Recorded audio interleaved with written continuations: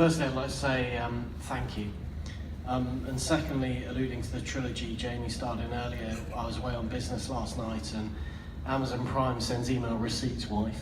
But on a serious note, this is a question for Paul. Marie Colvin's obviously no longer with us.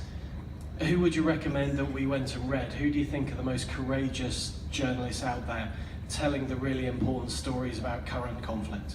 Wow, there are a lot of them. You know, they haven't gone away, but you know, they do struggle to get the voices heard in an age of Trump and false news and that.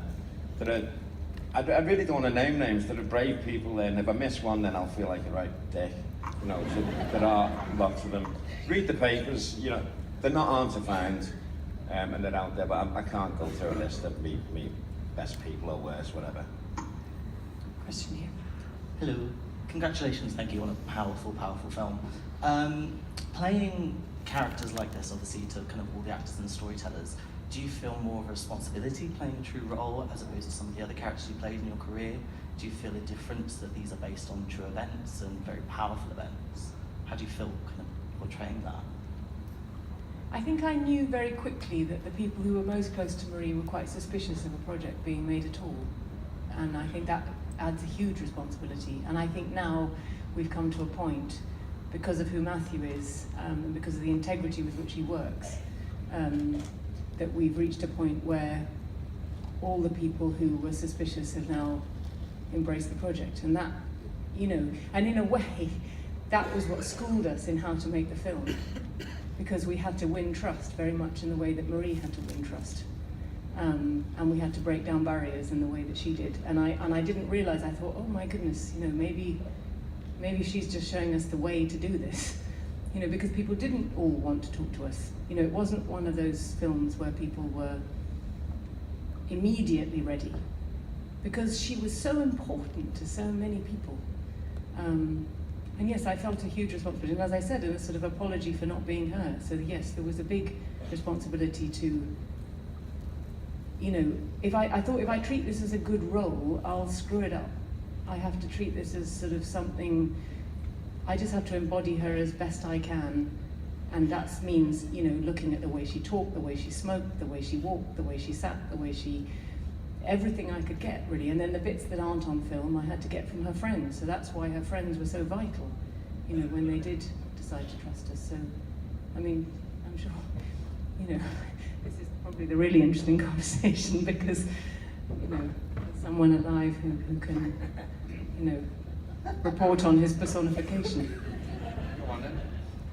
Do we have other questions? I can't quite see. Okay, one here in the front. Yep, go ahead.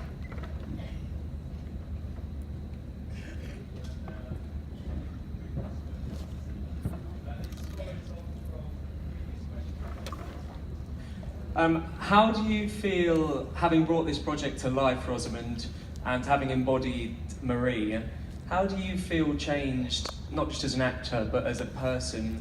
What effect has she had on you personally, you come away from the project feeling? Big question for a big lot of people.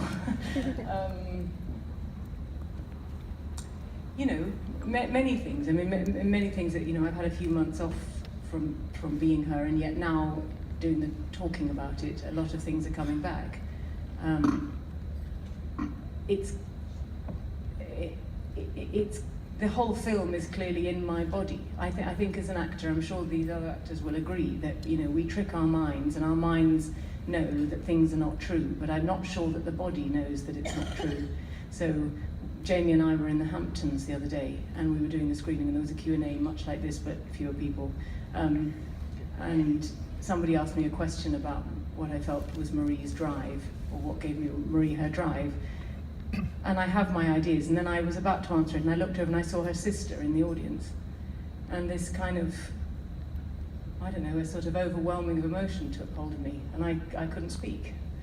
Because there was, you know, the person who really knew her, and he thought, what right do I have to speak at all?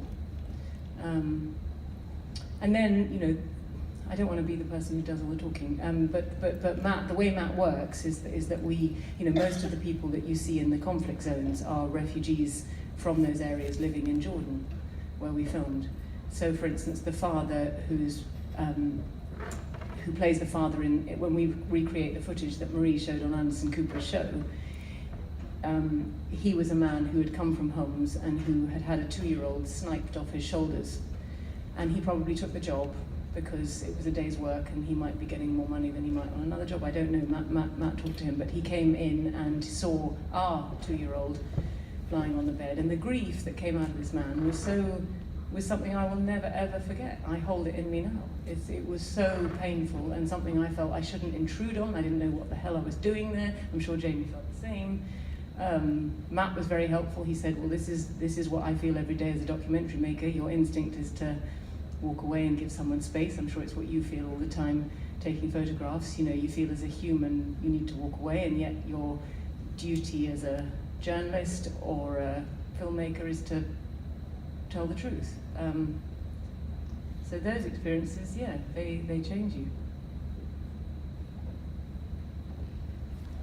Matt, can I do a follow-up while we get a mic down here to the front? But so I think it'd be really, really interesting to hear you talk as well about why you and Arash ended the film where you did, because I think it's such a powerful, powerful ending and building up. I mean, you know, to Marie's final moments, but that broadcast is so important, and those moments that Rosamund is talking about with the father. Can you talk about that as in terms of storytelling?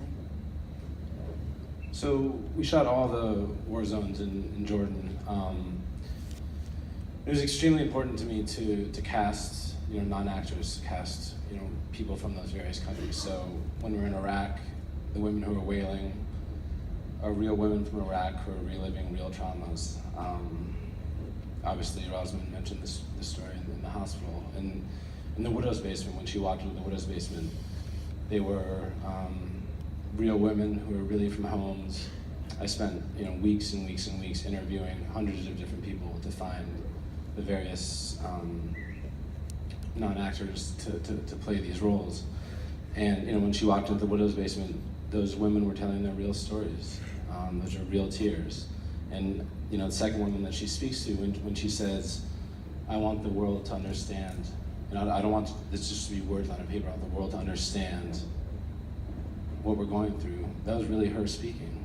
And I think for me, you know, that was tremendously important to bring as much authenticity to both Marie's character, but also to the situations that she was in. And I think to some degree, the end of the film, you know, is both an homage to Marie and the absolute courage, and to Paul, obviously, and to the courage that they had to tell this story, but also to the people of Syria and to all the, you know, senseless violence and innocent victims that are caught in these geopolitical wars that, you know, we don't often talk about. And that's what Marie stood for. She stood for people who were voiceless. She gave voice to people who were voiceless. And I think, to me, that shot of pulling out and seeing her body there and seeing Jamie, Paul shaking, and Remy as well, you know, they're just a little piece of this big puzzle of horror that the people of Syria have lived with until today. And I think that's one of the greatest tragedies of the film for me, is to look back and say, what's changed? You know, 500,000 people have been killed since Marie was killed. And that's very sad to me. So